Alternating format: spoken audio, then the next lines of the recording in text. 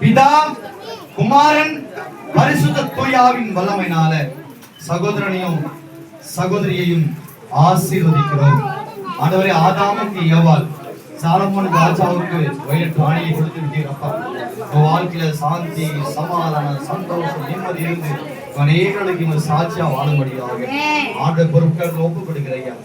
எல்லாரும் வாழ்க்கையில ஒன்று சேர்ந்த இவங்க மரண பரியந்தம் ஒற்றுமையா இருக்கும்படியாக எப்பேற்பட்ட பிரச்சனை வந்தால் கூட அதை கர்த்தருடைய நாமத்தை சமூகம் முன்னிறுத்தி அந்த பிரச்சனையை ஜெயிக்கும்படியாக அநேக வேதனை துன்பத்தில் சிக்கிக் கொள்ளாதபடிக்கு ஆனா இருவருக்கும் ஒரு மன ஆவியை கொடுங்கப்பா. இருவருக்கும் அப்ப ஒரே ஆவியை கொடுங்க.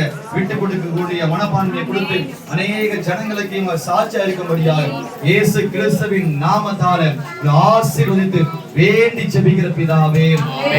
சகோதரனே, சகோதரியே, ஆத்துமா வாழ்வது போல எல்லாவற்றிலும் வாழ்ந்து சுகமா இருப்பாயாக.